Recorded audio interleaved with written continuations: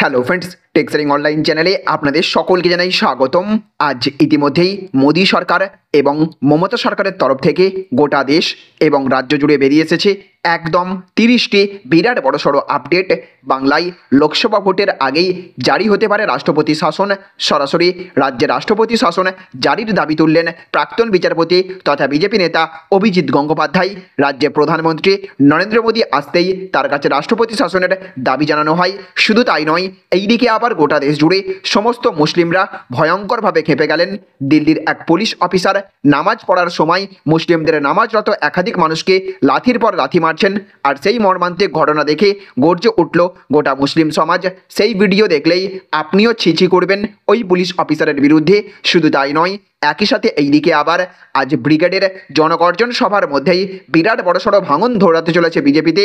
একের পর এক নেতামন্ত্রী দলের বিধায়ক থেকে শুরু করে বিজেপির একাধিক উচ্চপদস্থ কর্তাদের ভাঙিয়ে মুখ্যমন্ত্রী মমতা বন্দ্যোপাধ্যায় এবং অভিষেক বন্দ্যোপাধ্যায় দলে যোগদান করাতে চলেছেন আজ।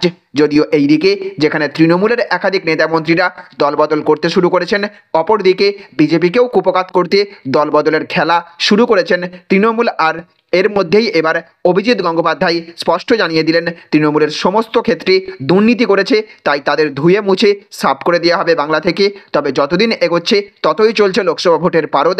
আর এই মুহূর্তে যদি বাংলায় লোকসভা ভোট হয় তাহলে বিজেপি কটা আসন পেতে পারে, তৃণমূল কি আবারও বাজিমাত করবে, এই নিয়ে এবার অভ্যন্তরীণ রিপোর্ট দিলেন খোদ স্বরাষ্ট্রমন্ত্রী অমিত শাহ। এইদিকে মাত্র 9 দিনে টানা 4 বার বাংলায় এসে আবারও সন্দেশখালি নিয়ে তৃণমূলকে একের পর এক ভয়ঙ্করভাবে কটাক্ষ করলেন প্রধানমন্ত্রী নরেন্দ্র মোদী।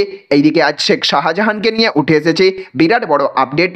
অন্যদিকে রয়েছে সিভিক ভলেন্টিয়ারদের চাকরি বাতিল থেকে শুরু করে টেট পরীক্ষার্থীদের জন্য ফল প্রকাশের সুখবরও দেওয়া হয়েছে মুখ্যমন্ত্রী মমতা বন্দ্যোপাধ্যায়ের পক্ষ থেকে। আজকের ভিডিওতে এই সমস্ত বিষয় নিয়েই থাকবে বিস্তারিত আলোচনা। আর আলোচনা শুরু করার পূর্বে প্রথমেই আমরা চোখ রাখবো আজকের অতি গুরুত্বপূর্ণ বেশ কয়েকটি তাজা হেডলাইন্সের দিকে। তো দেখুন, আজকের হেডলাইন্সে বলা হচ্ছে, আমি কেন জেল খাটলাম। অভিজিৎ গঙ্গোপাধ্যায় নারদকে চক্রান্ত আখ্যা দিতেই ফুঁসে উঠলেন ববি। শাহজাহানের ফোন খুঁজে পাচ্ছে না সিবিআই, কার কাছে আছে বলে দিলেন শুভেন্দু। এই যুগে শ্রী রামচন্দ্র বেঁচে থাকলে তার বাড়িতেও ইডি পাঠাতেন, সংসদে বললেন কেজরিওয়াল। সমাধানের খুব কাছে, নিরন্তর প্রয়াস চলছে, গোর্খা সমস্যা মেটাতে বার্তা দিলেন মোদী। তৃণমূলের তো ভাইপোর চিন্তা, কংগ্রেস ব্যস্ত শাহী সন্তানদের নিয়ে, আপনাদের কথা একমাত্র ভাবে বিজেপি, মন্তব্য মোদীর। গরিবের জমি কেড়ে নিতে ব্যস্ত তৃণমূল, শিলিগুড়িতে কটাক্ষ মোদীর। সন্দেশখালি নিয়ে ফের তৃণমূলকে আক্রমণ মোদীর, 9 দিনে 4 বার। কাঁচা রাজনীতিক, ভগবান ভাবি না ওকে। অভিজিৎ নিয়ে বিস্ফোরক চাকরি প্রার্থীরা, ভোটের আগেই টেটের ফল প্রকাশ। কি বলল প্রাথমিক শিক্ষা পর্ষদ দেখব। খাদ্য থেকে বাসস্থান, ভয়ঙ্কর দুর্নীতি। মোদির মঞ্চ থেকেই no vote to Trinamool slogan Abhijit গঙ্গোপাধ্যায়ের। লোকসভায় বাংলা থেকে কতগুলি আসন পাবে বিজেপি, অভ্যন্তরীণ হিসেব দিলেন অমিত শাহ। রাজ্যে রাষ্ট্রপতি শাসন জারি প্রয়োজন, ভোটে টিএমসি মুছে যাবে, দাবি অভিজিৎ গঙ্গোপাধ্যায়ের। অপেক্ষার অবসান, ঘোষণা হয়ে গেল গঙ্গার নিচে মেট্রো চলার দিনক্ষণ। নো ভোট টু তৃণমূল, মোদীর মঞ্চ থেকে লড়াইয়ের ডাক অভিজিৎ গঙ্গোপাধ্যায়ের। ফেসবুকে শুভেন্দুর প্রশংসায় পঞ্চমুখ, এবার তৃণমূল ছাড়ছেন এই হেভিওয়েট বিধায়ক। তুঙ্গে জল্পনা, জুম্মাবারের নামাজ পাঠরত মুসলিমদের এলোপাতাড়ি লাথি, নিন্দার ঝড়।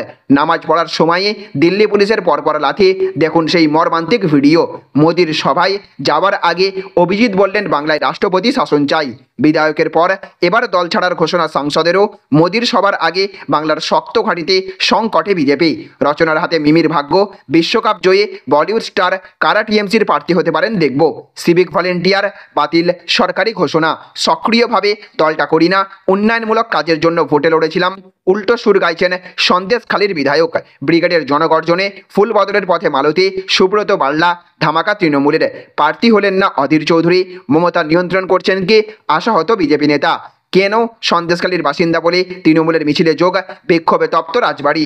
তো এই সমস্ত হেডলাইনগুলি ছাড়াও রয়েছে মমতা সরকারের তরফ থেকে এই মুহূর্তে আরও একটি বড় ঘোষণা, তাই অবশ্যই মনোযোগ সহকারে সারাদিনের অত্যন্ত গুরুত্বপূর্ণ খবরগুলি একটা ভিডিওতেই দেখে নিন। আর এই ভিডিওটি শুরু করার পূর্বে আপনাদের কাছে ছোট্ট একটা অনুরোধ, অবশ্যই এই ভিডিওটা লাইক করে দেবেন এবং জনস্বার্থে ভিডিওটিকে প্রচুর পরিমাণে শেয়ার করবেন। আর আপনি কোন জেলার কোন ব্লক থেকে এই মুহূর্তে এই এই ভিডিওটি দেখছেন অবশ্যই ভিডিওর কমেন্ট বক্সে লিখে জানিয়ে দেবেন। তো দেখুন আজকের প্রথম খবর, জুম্মাবারের নামাজ পাঠরত মুসলিমদের এলো পাথাড়ি লাথি, নিন্দার ঝড়। তো জুম্মাবারের নামাজ পাঠ করার সময় মুসলিম ব্যক্তিদের লাথি মারার অভিযোগ উঠল দিল্লি পুলিশের বিরুদ্ধে।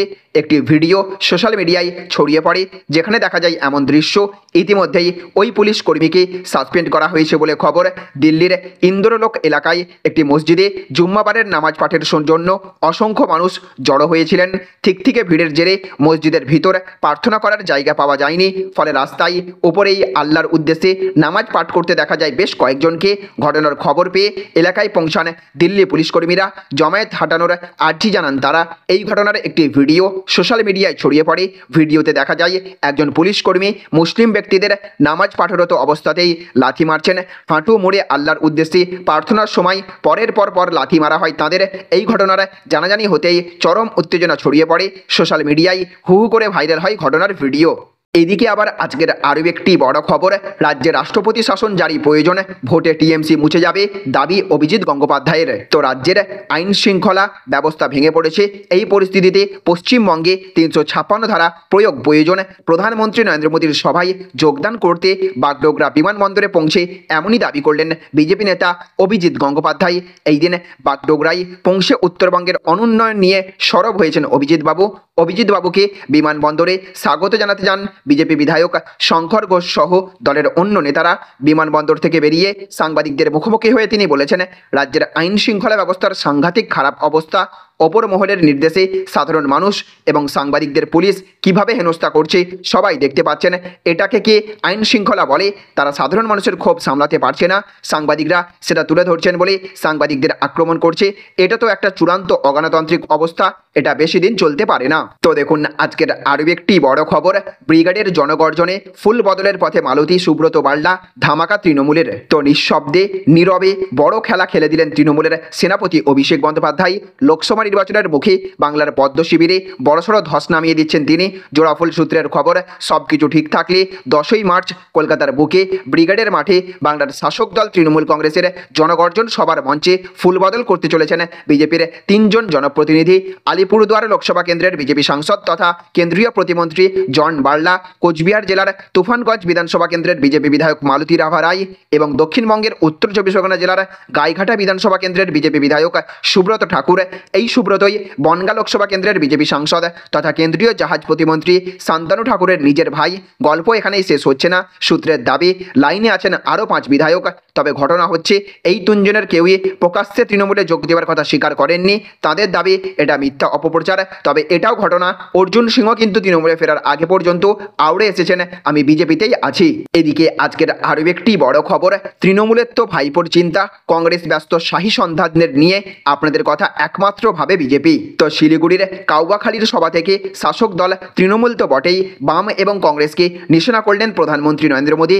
একদিকে তৃণমূল যখন তাদের 1 লাখ কোটি টাকারও বেশি পাওনা আদায়ে মরিয়া, তখন শিলিগুড়িতে আজ নরেন্দ্র মোদী বলে গেলেন তৃণমূল সরকার 25 লাখ ভুয়ো জব কার্ড তৈরি করে সাধারণ মানুষের টাকা সরিয়ে নিয়েছে, মানুষকে উজ্জ্বলা যোজনা থেকে বঞ্চিত করেছে। ভাইপোর কথা তুলেও মমতা বন্দ্যোপাধ্যায়কে মিদেছেন নরেন্দ্র মোদী। এই দিকে বলা হয়েছে যে তৃণমূলকে মিদে নরেন্দ্র মোদী বলেছেন মোদী সব গরিবদের সুযোগ তৈরি করেছে, কিন্তু এই কাজ পরিবারবাদীদের একদম পছন্দ নয়। কারণ ওরা রাজনীতিতে ক্ষমতায় থাকার জন্যই এসেছে, তাই ওরা পারিবারিক ক্ষমতা ধরে রাখার জন্য ষড়যন্ত্র করে। ইন্ডিয়া জোট এটাই করে। তৃণমূলের তো ভাইপোর চিন্তা, কংগ্রেস তো আর শাহী পরিবারের সন্তানদের এগিয়ে নিয়ে যাওয়ার চিন্তা। বামেরা এদের দুজনের সঙ্গে তাল মিলিয়ে চলতে হয়। আপনাদের কথা ভাবার সময় এদের নেই। আপনাদের জন্য কেউ যদি চিন্তা করে থাকে তা হলো বিজেপি, এনডিএ। তাই আজ দেশের প্রতিটি মানুষ বলছেন আমি হলাম মোদির পরিবার। আপনাদের মতো মানুষদের যখন পাকা ঘরে থাকতে দেখি তখন মন ভরে যায়। ভাজপা সরকার এখানকার যোগাযোগ ব্যবস্থার উন্নতির জন্য কাজ করে চলেছে।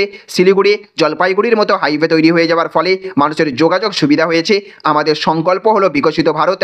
তাই সেই বিকশিত ভারতের জন্য আপনাদের মোবাইলের লাইট জ্বালিয়ে বিকশিত ভারতের সংকল্প নিন। এদিকে আবার আজকের আরও একটি বড় খবর, শাহজাহানের ফোন খুঁজে পাচ্ছে না সিবিআই, কার কাছে আছে বলে দিলেন শুভেন্দু। তো হেফাজতে পাওয়ার পর থেকেই সিবিআই কার্যত টানা জেরা করছে শেখ শাহজাহানকে। তবে তাকে হেফাজতে পেলেও এখনও খোঁজ মেলেনি শাহজাহানের দুটি মোবাইল ফোনের। গোয়েন্দাদের দাবি এই ফোন ব্যবহার করেই গত 5ই জানুয়ারি 3 মিনিটে 28 বার কল করেছিলেন শাহজাহান।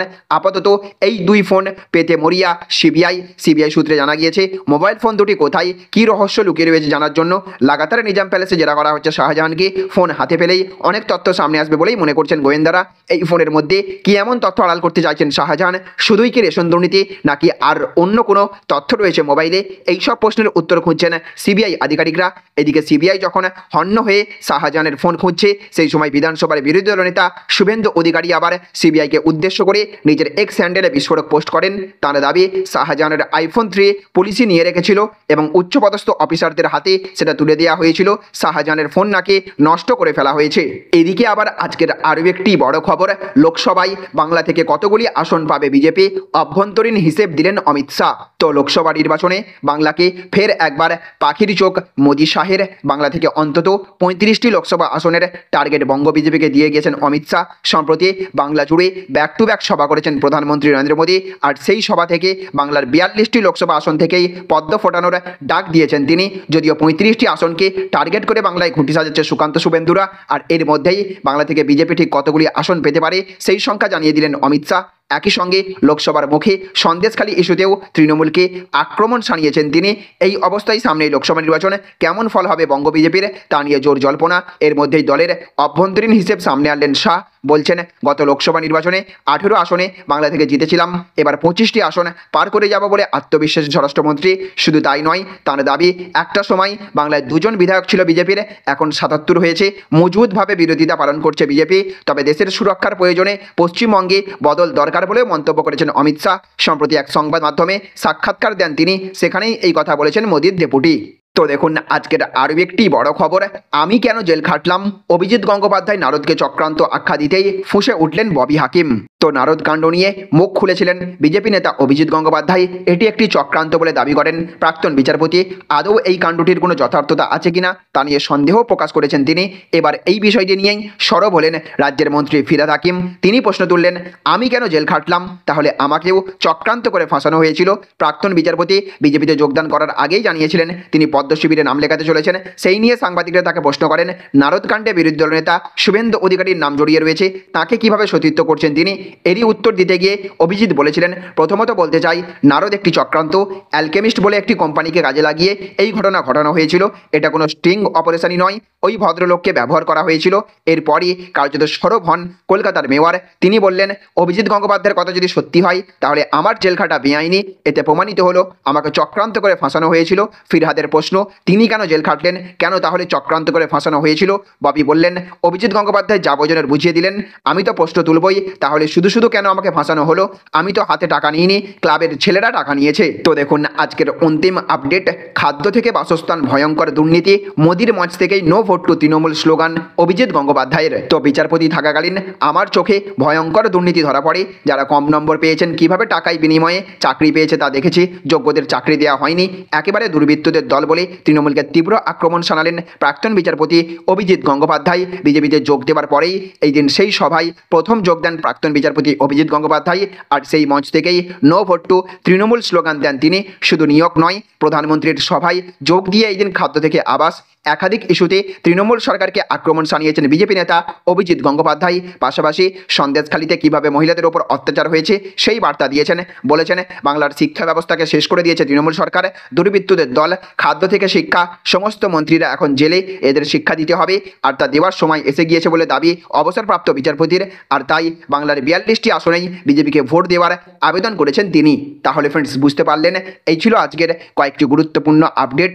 এই ভিডিওটি আপনাদের যদি ভালো লেগে থাকে তাহলে অবশ্যই ভিডিওটিতে এক্ষুনি একটা লাইক করবেন এবং অবশ্যই ভিডিওটিকে রাজ্যের সমস্ত মানুষের কাছে শেয়ার করে সকলকে জানার সুযোগ করে দেবেন। ভালো থাকবেন, সুস্থ থাকবেন। Thank you friends, thank you for watching.